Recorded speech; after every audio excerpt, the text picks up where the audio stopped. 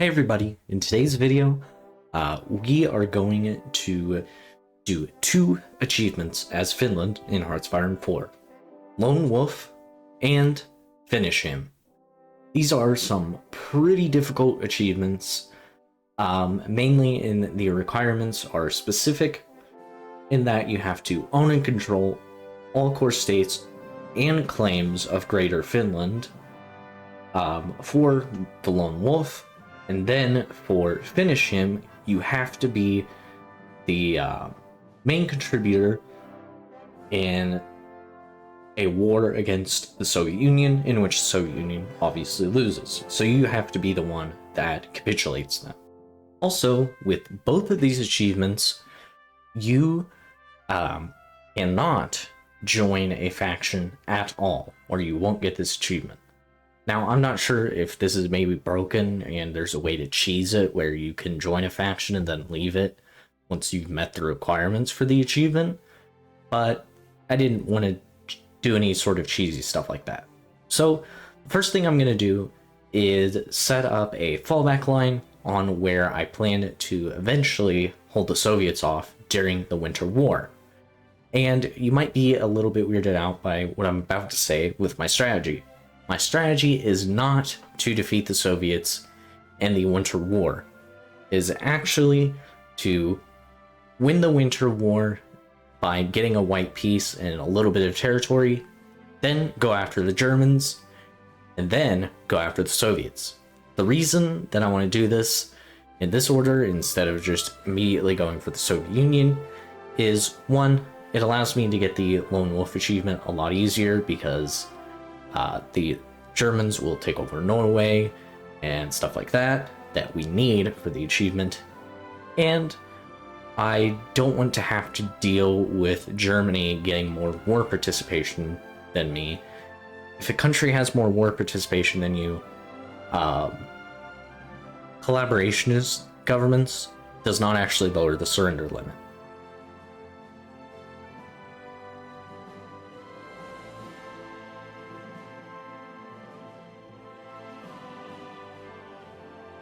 So for right now, I'm going to do Finnish neutrality, political unity, and then some of the infrastructure stuff and some factory stuff. And then I'm going to try and raise public trust as much as I possibly can. So for my division template for basically this entire campaign, it's going to be the default 6th Battalion Infantry Division that Finland starts off with some extra support companies to improve defense. Basically, our whole goal is to have the best defense possible in order to beat the Soviets with minimal casualties, and beat the Germans with minimal casualties, because we don't have much manpower as Finland.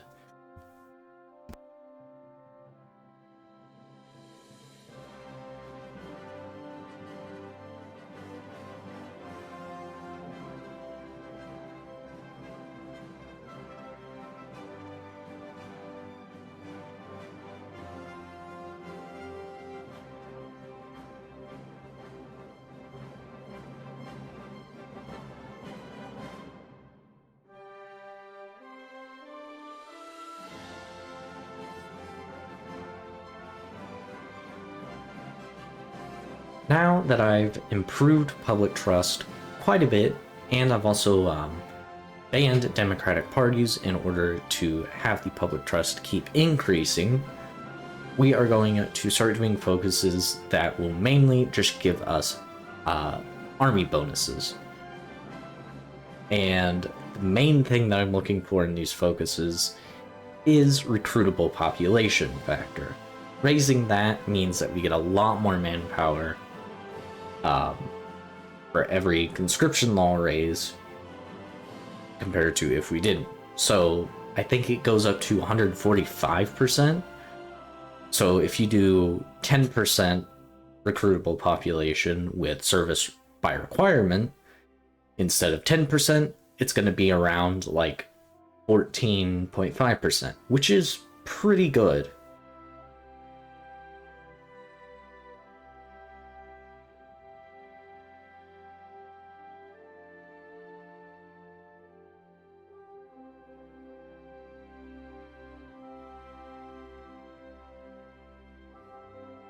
Also, I'm going down Grand Battle Plan Doctrine because the same reason that I'm designing the divisions the way I am, it's to increase my division defense as much as possible.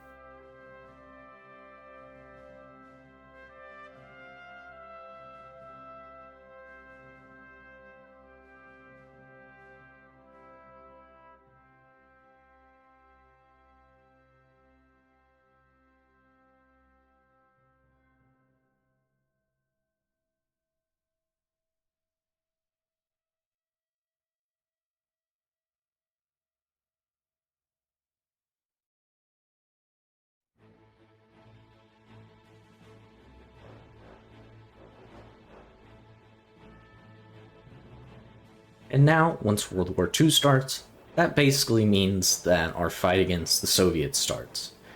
And this also allows us to open up a decent amount of our focus tree in order to get some bonuses and to get some help from our neighbors, mainly Sweden.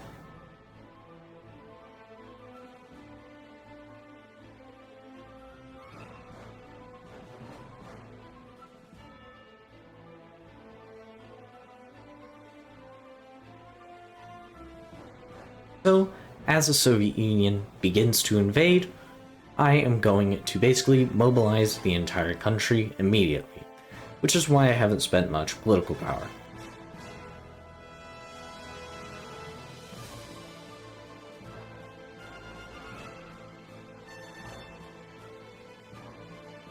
Also, if you're playing along and you kind of want my advice, I would say you want to go down the path that basically makes your snipers more effective, which means you have to go with the option, whenever it shows up, to spend 1,000 infantry equipment to supply more weapons to your snipers. And then I would also recommend doing We Are the White Death instead of getting the bonuses from just the White Death.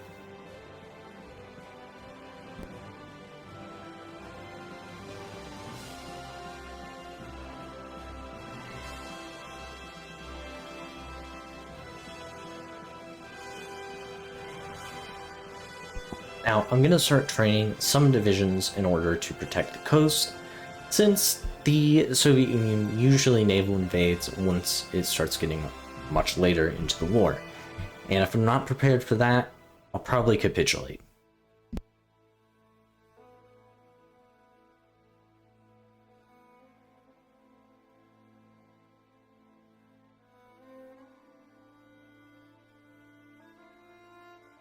Also, you might notice that I am creating a collaborations government in the Soviet Union, and the reason I'm doing this is so that I don't forget for later.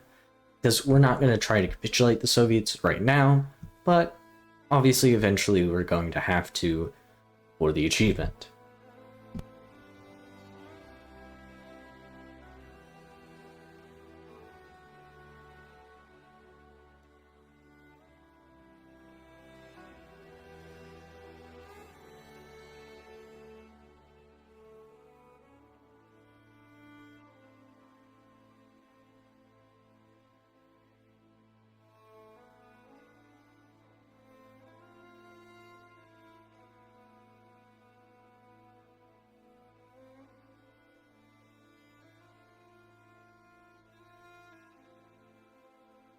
Now it's time to begin our first sort of counterattack against the Soviets. I'm gonna need to retake the supply hub in Lappi in order to actually trade with Sweden and not have a deficit with our trade. And that was relatively easy because the Soviets didn't have much supply in that area. But with this small victory, this means I can actually produce enough infantry equipment and everything to hold off the Soviets.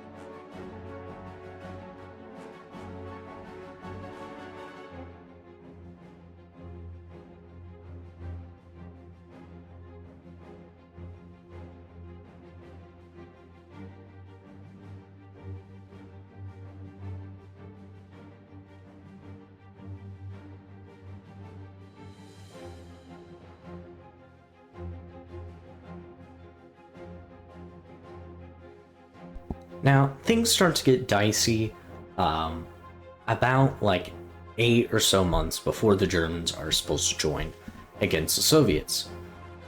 And this mainly starts getting dicey because the Soviets start to make some advances on Viipuri, and they do eventually take it from me, and this messes with my supply in the area a lot. And I honestly thought I was going to lose at this point, because bad supply basically means that your divisions are pretty useless. But I got lucky in that I guess the Soviets were pulling divisions from my border or something, and they weren't fortifying the area around Leningrad as much.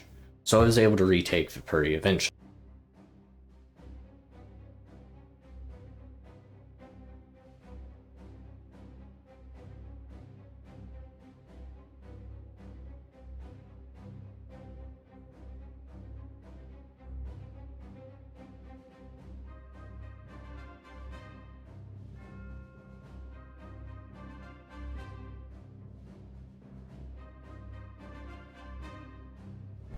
And now, because we have a new course for the, I don't know how to pronounce that, we can actually do the Finnish throne, which is a hidden focus that allows you to become the Kingdom of Finland. And whenever we get to doing Greater Finland, this will change our country name to the Greater Kingdom of Finland, which is just kind of cool that they had that kind of hidden away, but it wasn't necessarily something that was impossible to get. Because I actually found this out, not through the internet, just through me actually just playing the game and keeping the original leader.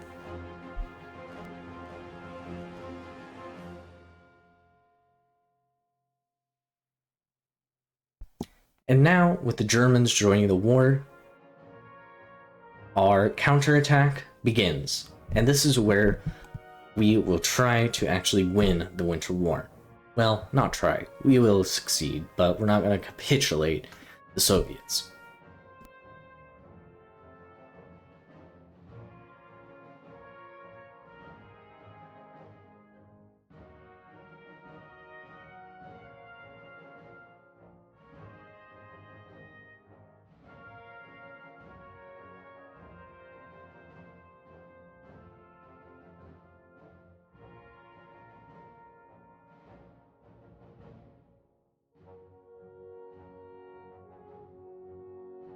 Now, I am going to train some motorized divisions in order to hopefully just be able to take over provinces much faster.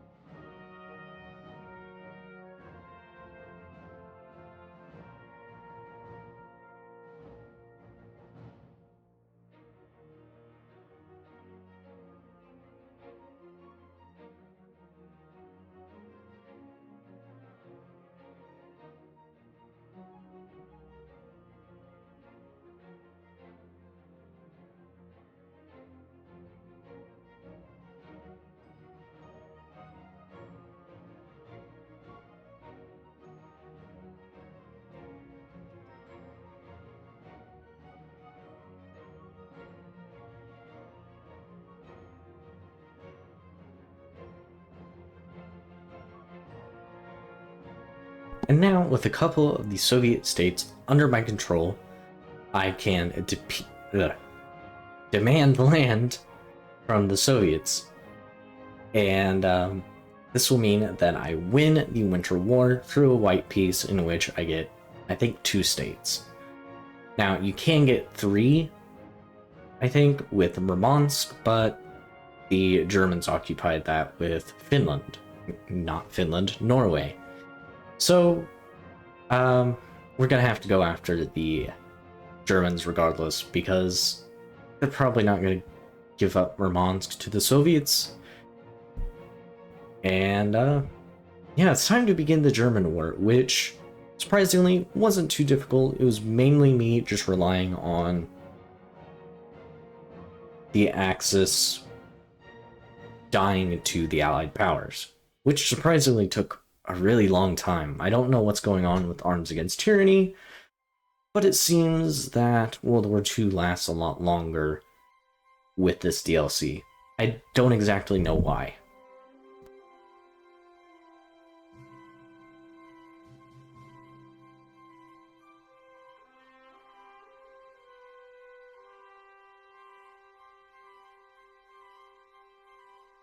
So my first goal in this war is to let the Germans into the land a little bit so that their supply goes bad, and then I can push them back pretty easily. And then I want to push up into Murmansk because, well, whenever we do the Greater Finland focus, that will be our core. And I basically just want to make it so the Germans don't have a strong border against me. And that means that I can focus my troops elsewhere. Now, we won't be able to focus the extra troops anywhere else for quite a while, but eventually I do start doing some naval invasions. But we'll talk about that when we get there.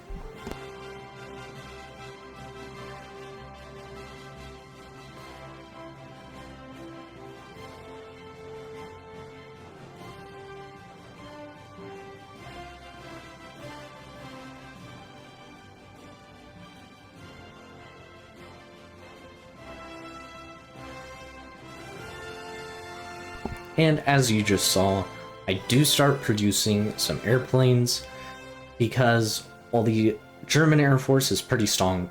Well, the German Air Force is pretty strong right now, it's not going to be strong forever. And so I'm just kind of building up for that whenever I can take advantage of that.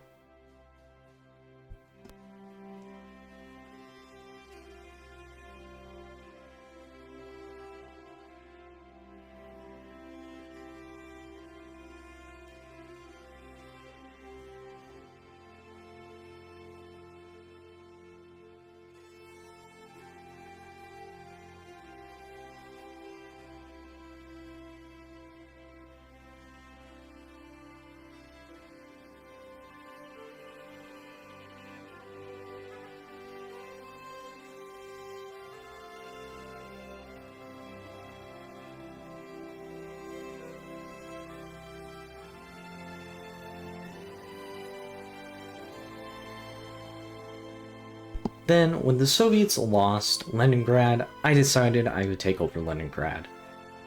And then I kind of made a dumb mistake once I actually got the German border small enough that I didn't have to use that many divisions to hold it. I asked for military access through the Soviet Union, and I forgot that this would force me to give up Murmansk to them, which meant I lost a pretty decent amount of manpower from that, but we'll get it back eventually.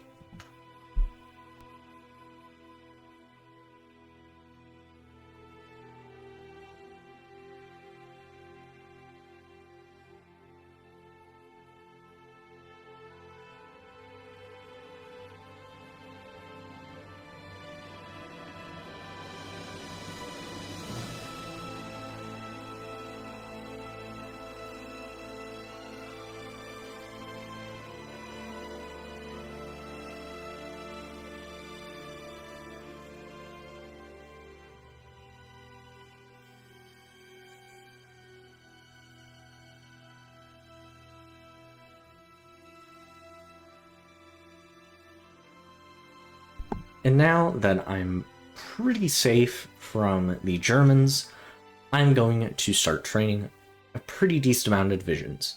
The main goal is to basically have a full army group and then a little bit more so that I can take extra land from the Soviets, because obviously not all of their land will be on one border. And that's mainly for Murmansk.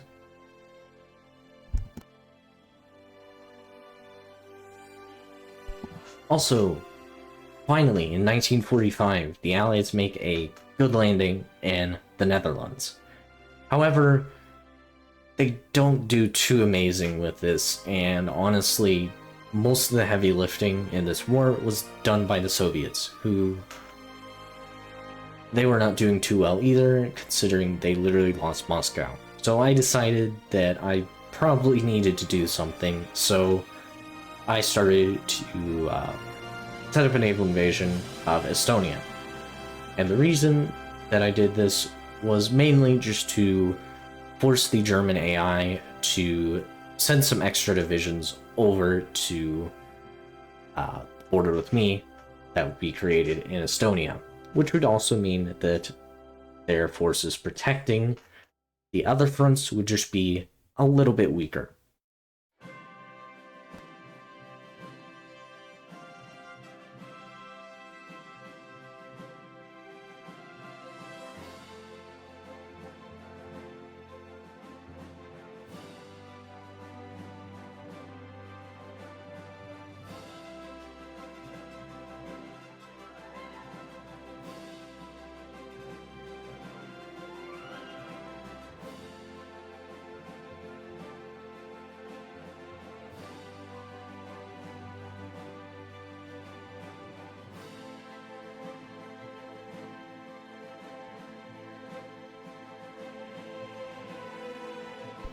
And now, you'll see here, probably in a minute or so, I get a little bit overconfident after this naval invasion of Estonia succeeds, and I try to naval invade Memel.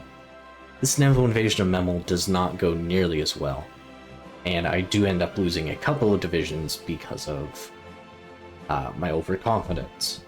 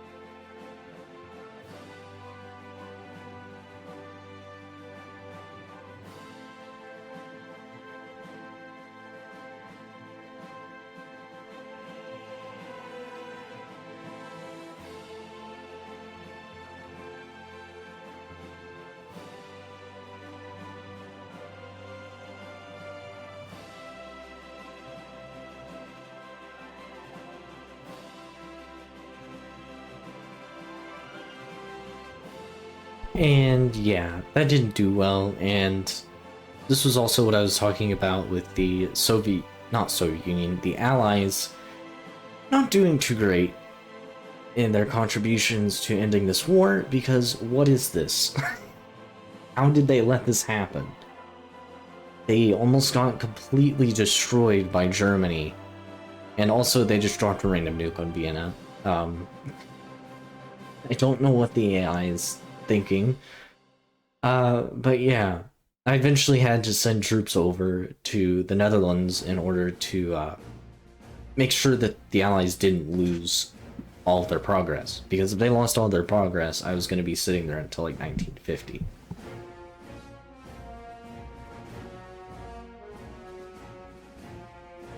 But before we start sending troops over to help the Allies, we're going to make a little bit of a push into the Baltic States. Now, this is partially because I have claims on them, so I get a little bit better compliance in there, and also just because I was bored, so I wanted to do something while waiting for the Allies or the Soviets to actually make good pushes into the Germans. Because right now, the Soviet Union doesn't even have like half of their victory points.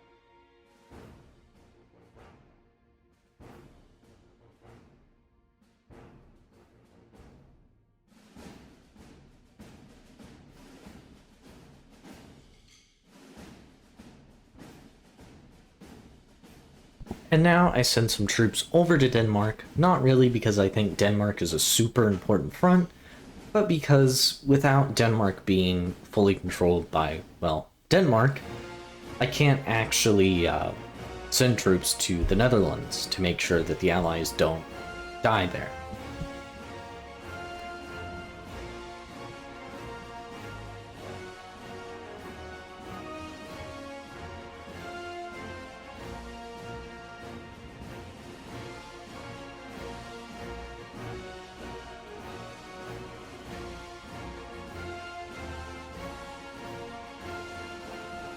And now it's time to send some troops over to the Netherlands.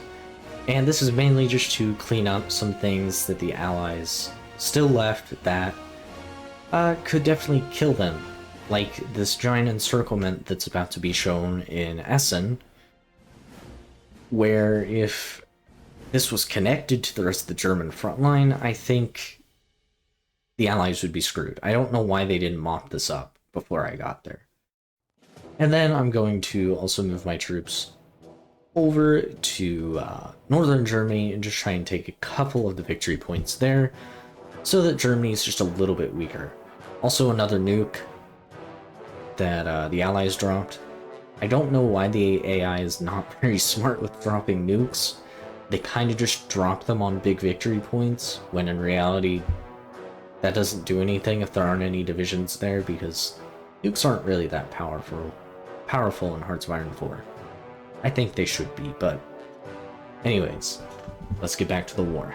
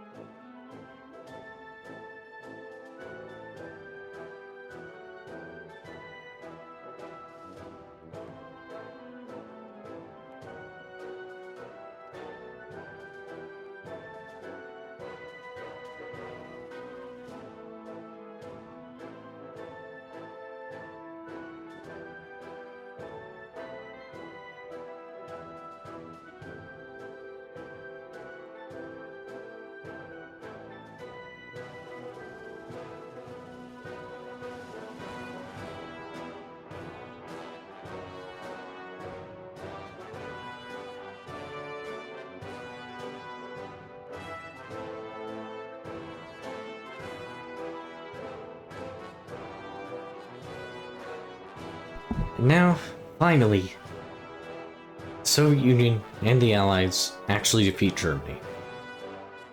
And then it was only a matter of time until Italy fell, because, I mean, as you can tell, Italy already fell into a civil war before.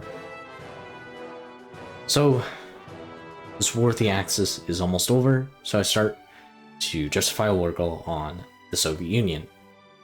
And I'm not actually going to wait until the war with the Axis is over.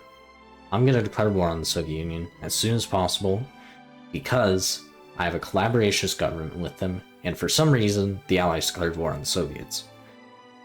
So I needed to get in there as soon as possible, and luckily, because I have the collaborationist government all the way filled up, I only need 50% of their victory points to actually beat them. And this leads to a lot of kind of gross snaking of my divisions, but it gets the job done.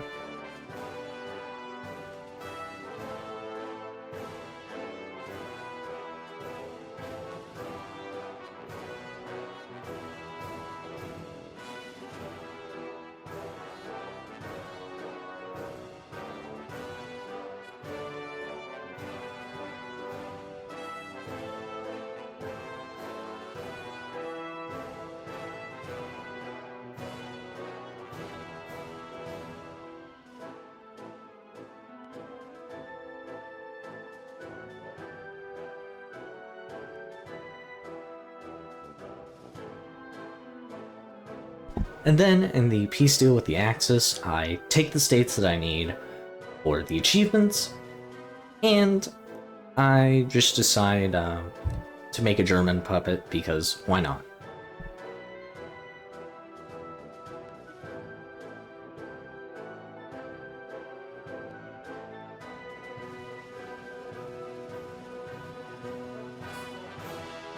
And while the really cursed sneaking of my divisions begins, I'm going to explain why I'm doing this and not just doing a normal offensive. And the reason I'm doing this instead of just a normal offensive where I just battle plan it is because we don't really have the manpower to do that. And so I need to be as efficient as possible or I will probably lose this war. And so, to do that, I need to just micromanage pretty much everything.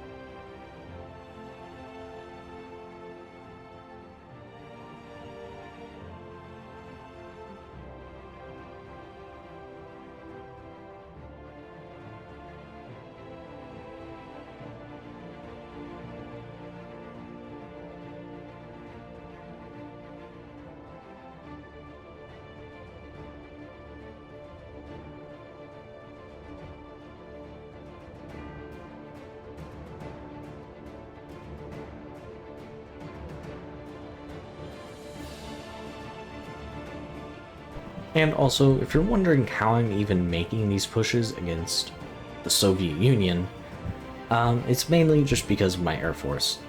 The Soviet Air Force, I guess, was destroyed by the Allies and the Germans, so they can't really defend against me sending my Air Force in there.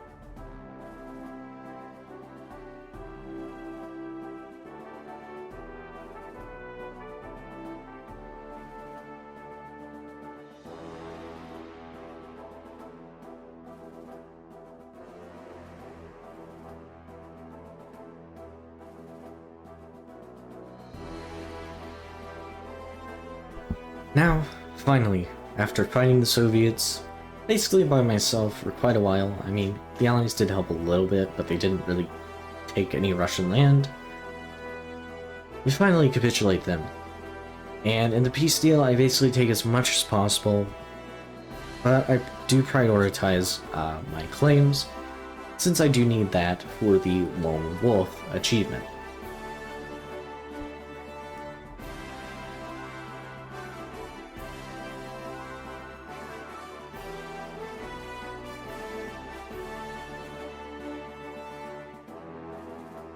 And now, well, we get the achievement, finish him. But we have to fight the Swedes. And I was thinking, oh, this is going to be easy, I just have to take one state from the Swedes. Little did I know, you have to own and control all of the 4 states and claims of Greater Finland in order to get the Lone Wolf achievement. And since the Swedes decided to join Japan's faction, this meant I had to deal with the Japanese. And so my first order of business is dealing with the Soviets. Not Soviets, sorry, the Swedes. And then, after dealing with the Swedes, which also, here, just to show that I got the achievement, finish him. After dealing with the Swedes, I'll also move to deal with Japan. And how I'm going to deal with Japan?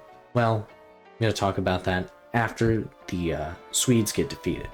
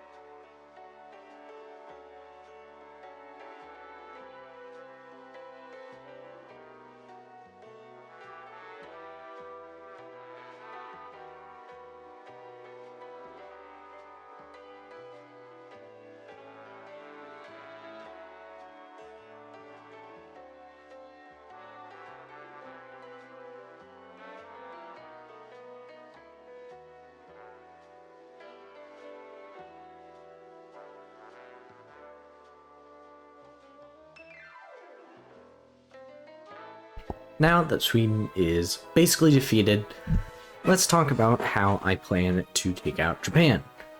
Well, there isn't really a way for me to get naval supremacy against Japan, since I didn't actually plan on fighting Japan, believe it or not. So we're gonna have to rely on the Allies getting naval supremacy, but we can't really rely on the AI being smart enough to successfully defeat Japan on its own. Not this late in the game, at least. So I'm gonna send my troops to basically wait in a American-occupied island, and they're just gonna wait until the Allies make a landing in Japan. And eventually they do, which is what's on screen right now. And then I send in 2 armies to go and deal with them. And I mean, there is a plus side to this. I do get some extra war participation, which means that I'm pretty much guaranteed to get what I need for the peace deal.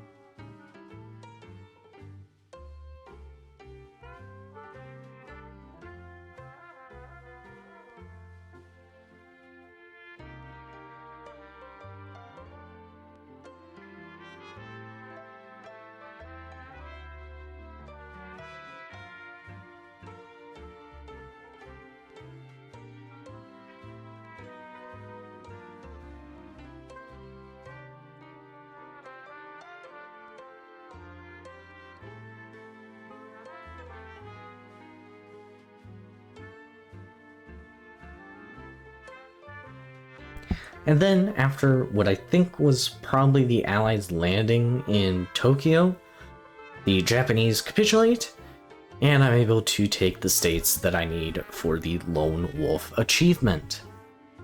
And I can finally now put this campaign to rest, knowing that I got both the Lone Wolf and finish him in the same campaign.